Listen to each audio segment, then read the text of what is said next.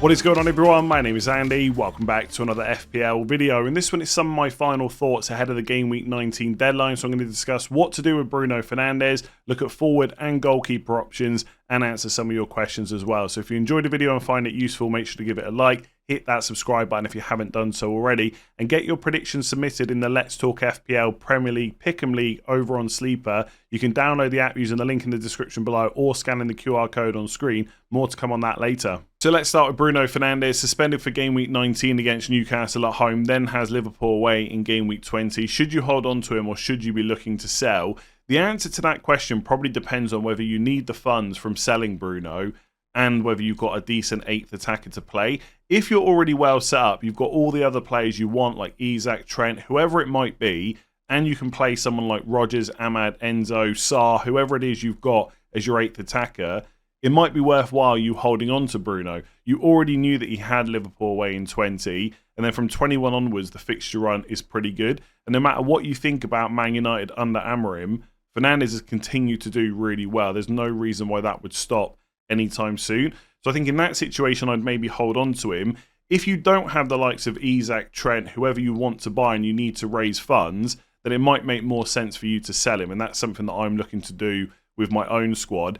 In terms of replacements, if you just want to get rid and you don't necessarily want to free up money, then Martin Odegaard looks like a pretty, I would say, unexciting pick, but still fairly solid. He'll be on penalties with Saka out. The fixture run is pretty good for Arsenal coming up. Brentford away, Brighton away, Spurs at home, Villa at home, Wolves away. Not ideal buying a player before 2 away games, but I think there's goals in most of these matches for Arsenal. The ideal window to buy Odegaard was probably before Ipswich at home, despite the hindsight of him blanking. But he did come quite close to the odd return in that game. So I quite like Odegaard, but I must admit he's a player that I can't really get excited about from an FPL point of view. Anthony Gordon versus Sarr versus Eze probably comes down to how long-term this pick is.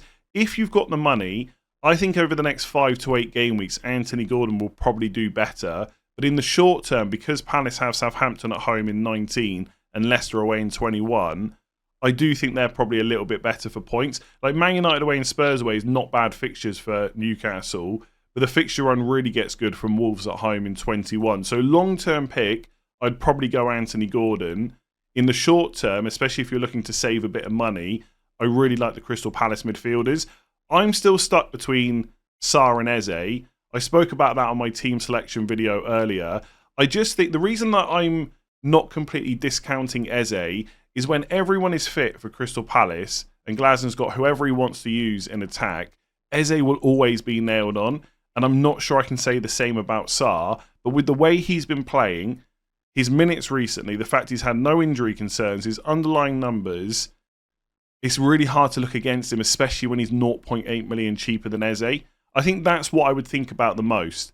If you're stuck between the two, what will that 0.8 million allow you to do? For my team, for example, if I get Sarr over Eze, it makes it a lot easier later on to do Mbeumo back to Bruno Fernandes if that's something I want to do. If eventually I want to sell Solanke, it would make it easier for me to get up to Nicholas Jackson. So I'm actually siding with probably going for Sarr over Eze, but I know at some point in the future, if one of them's going to get dropped, it's probably Sarr. I just don't see Eze not being in that team as long as he can stay fit. But he has had a couple of injury concerns already this season, so that's worth keeping in mind. So money needed, I'd go Sarr over Gordon.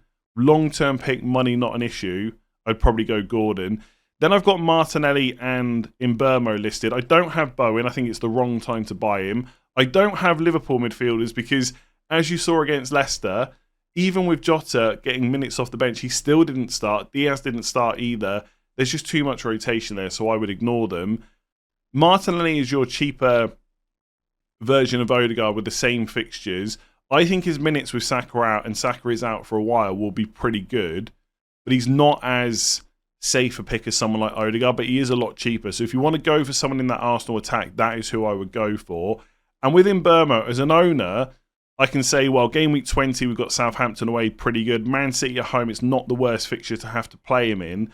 But as someone who's looking to buy new, I don't think I could buy Mbeumo with Arsenal, City and Liverpool, 3 of the next 4 fixtures. So I would just ignore him. So for me, Odegaard, if you can get excited about that pick, he probably will tick over quite nicely. But if you want to save money, it's Gordon as the long-term pick, and then probably leaning more towards Sarr over Eze, but I may well go the other way for my own team. So just a quick reminder to get your predictions submitted for the Premier League Pick'em game over on Sleeper. If you join the Let's Talk FPL League, there's another £50 Amazon voucher up for grabs for whoever gets the most predictions in Game Week 19. Completely free to play. Just use the link in the description below or scan the QR code on screen. So I'm going to get my picks submitted for Game Week 19. So despite how poor they've been recently, I'm going to go for a Man City win against Leicester, and Crystal Palace to beat Southampton at home feels fairly straightforward.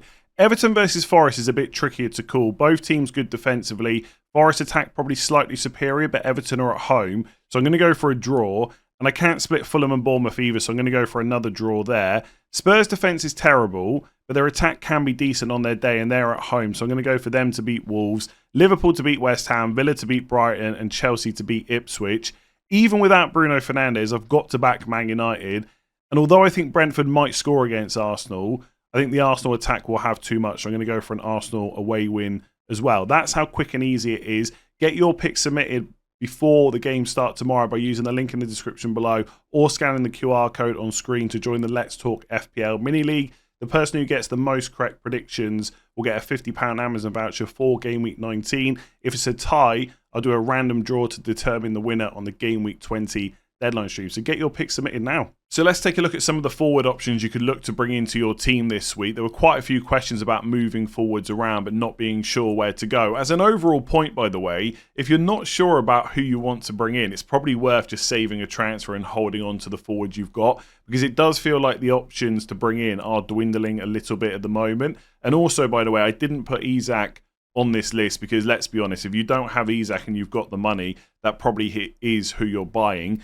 Top of the list, I've got Nicholas Jackson. I think the fixture run for Chelsea is still pretty good coming up. Ipswich away this week, then Palace away, Bournemouth at home, Wolves at home, and City away. The only slight concern people have about Jackson is whether he's going to start against Ipswich. So Chelsea just played against Fulham in Game Week 18. That was on, let me just double check, I think it was on the Saturday, right? Thursday. I'm getting confused with the days because it's Christmas. So they played on Thursday, and they're playing again in Game Week 19 on Monday. Personally, I think that's enough time to not have to worry too much about rotation for Jackson. But Maresca has hinted that he will change some players around, and we saw Jackson get benched against Southampton earlier on in the season.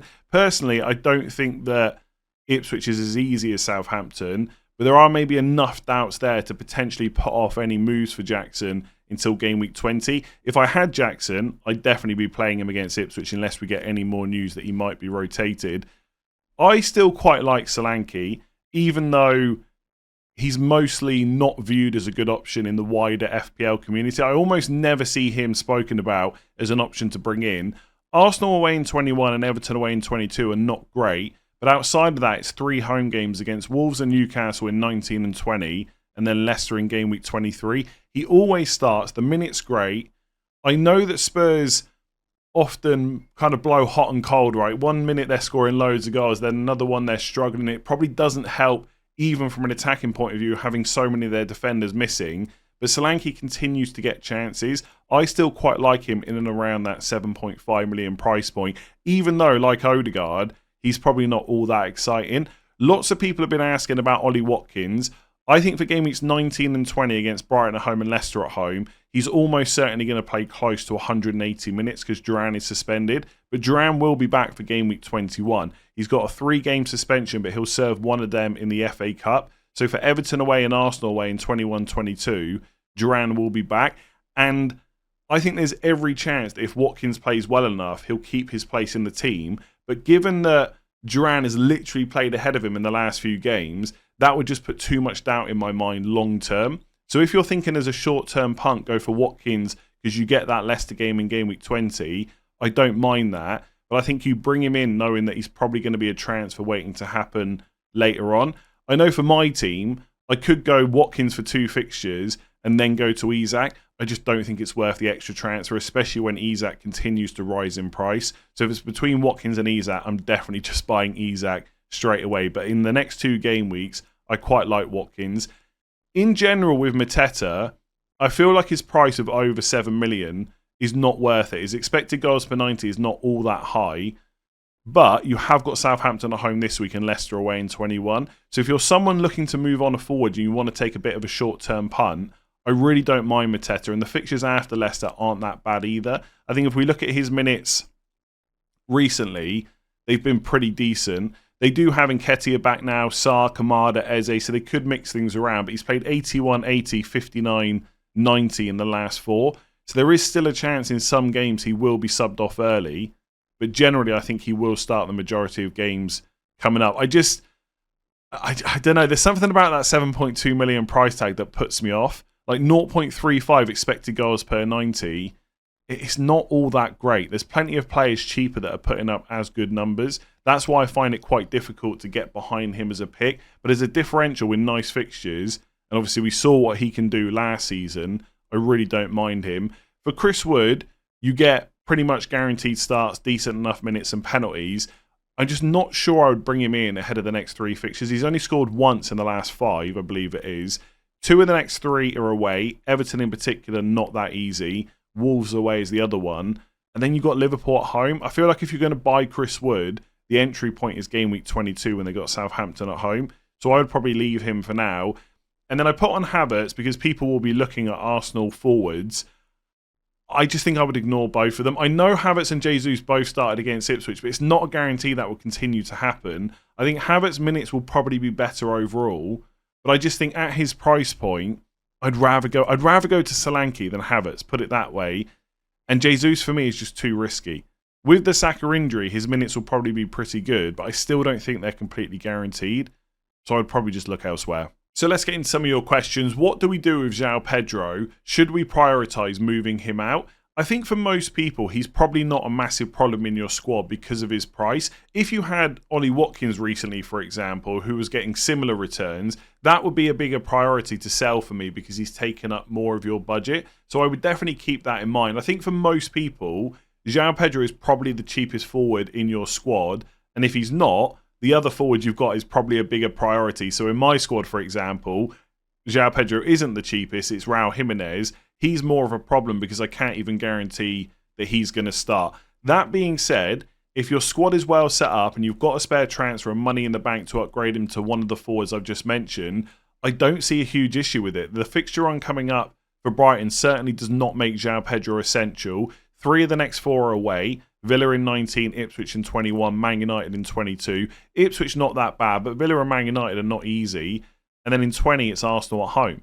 So if you're saying to me I'm going to go from like João Pedro to Mateta for a punt, I really don't mind it at all. João Pedro to Solanke, another pretty good move. So that's how I would be looking at it. Also, I think it's worth keeping in mind what your squad value and stuff is like. For my team, you know, to get Solanke for Raul Jimenez, I've got to sell Bruno Fernandes. Some of you might have got Isak at 8.4, 8.5 million. Straight away, you've got 0.6, 0.7 million more to spend. So the rest of your squad might look just as good, if not better than mine, and you've got the money to upgrade João Pedro to someone else. So I wouldn't see him as essential, far from it, but I still think for less than 6 million, he's easily the best forward. The fact that he's played 390 minutes in a row, continues to play as a number 9, although it might be better for him if he started playing as a 10 with another forward in front of him. But either way, he's getting the minutes, he's on penalties. The fixtures are not amazing, but at least you know he's going to start. I still think he's good value, especially compared to a lot of the midfielders at the same price. You've got Semenyo, Sarr, who are decent for sure, but most of the other midfielders, I'd rather play João Pedro most weeks instead of them. So not essential. You can certainly sell him if you've got the spare transfer, but I wouldn't be looking at your squad thinking I've got to remove him for a hit. Definitely wouldn't do that. So is this the week to part ways with double or triple Arsenal defence? I think generally my thoughts are quite similar to what I said about João Pedro. I wouldn't be looking at Arsenal defenders in my squad as a massive problem, but I think if you've got the transfer and the money to go up to Trent Alexander-Arnold, or if you want to go down to someone like Munoz to free up money and to target Crystal Palace's upcoming fixture run, all those are worthwhile moves. So I wouldn't see Arsenal as essential anymore, their defenders especially, but I don't see them as a massive problem. And also I think it's worth keeping in mind that although the fixture run is Brentford away, Brighton away, Spurs at home, Villa at home, next 4, which doesn't look good for clean sheets generally, most game weeks, Arsenal clean sheet odds will still be quite high because of how good their defence is. I would not be surprised if they pick up 1 or 2 clean sheets over the next 4.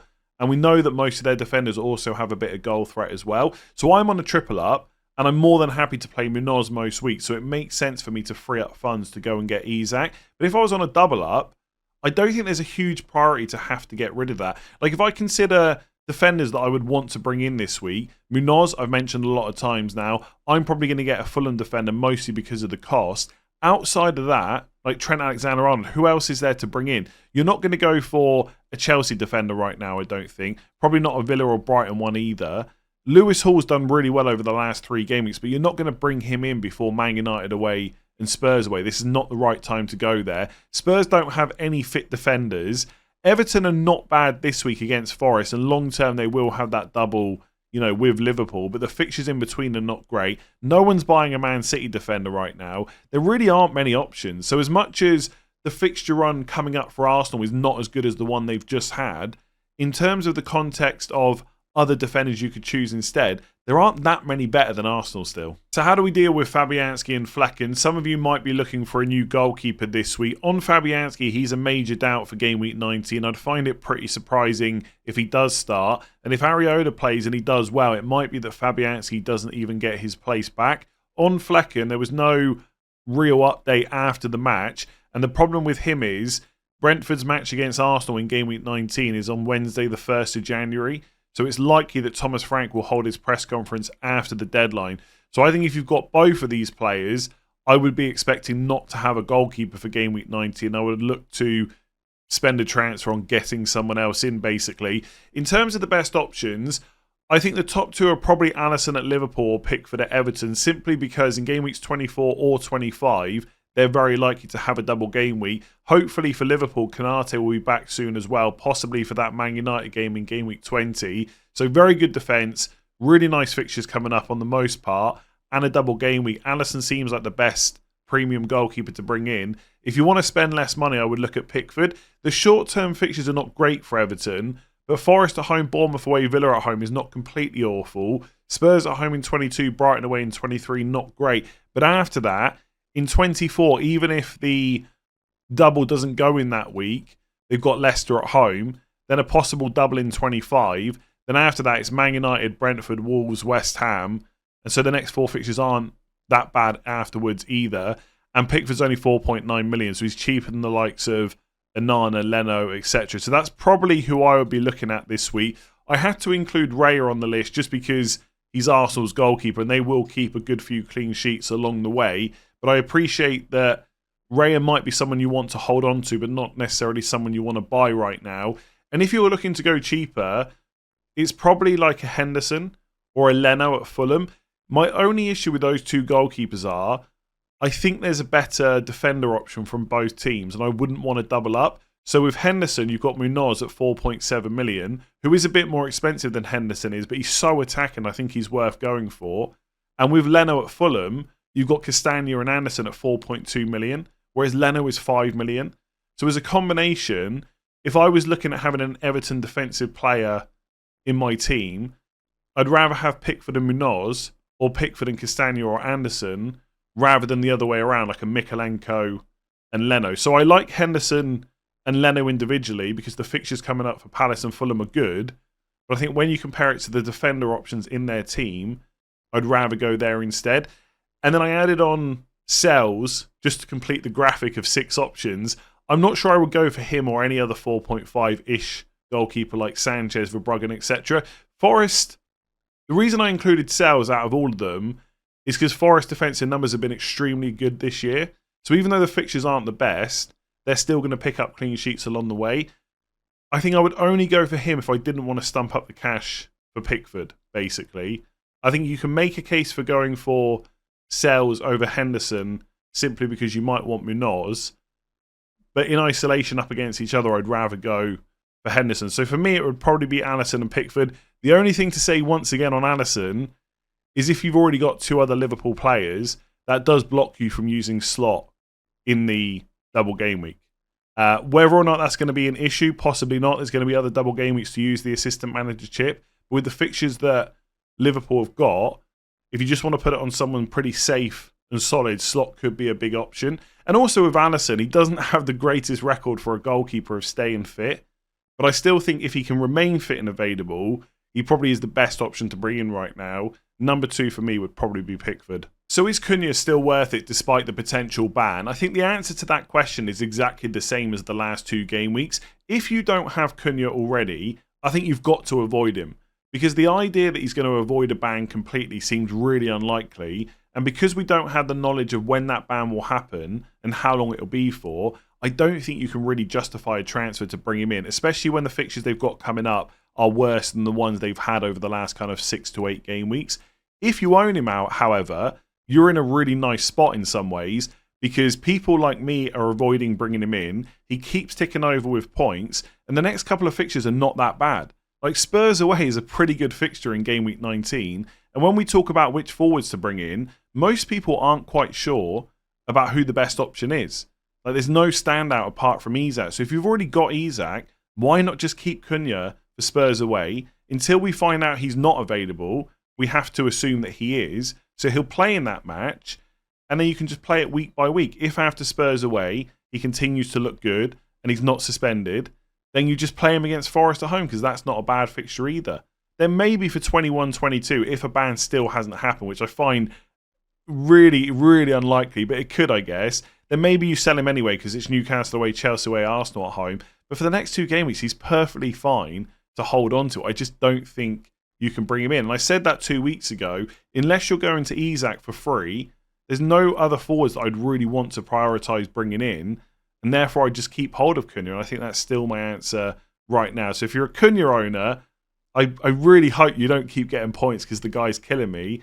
But I feel it's inevitable against that Spurs defence. If you've enjoyed that video, make sure to give it a like and hit that subscribe button if you haven't done so already. Rate 5 stars if you're listening on podcast. I know some of you have asked me about wildcard teams because this is the last week that you can use your first wildcard. I will try and get a video out early tomorrow morning ahead of the deadline. Can't promise that, but I'm going to aim to do that. If you haven't already joined the Let's Talk FPL Premier League Pick'em League over on Sleeper, click that link in the description below. Get your predictions in before the matches start for Game Week 19. Otherwise, I will catch you on the deadline stream tomorrow.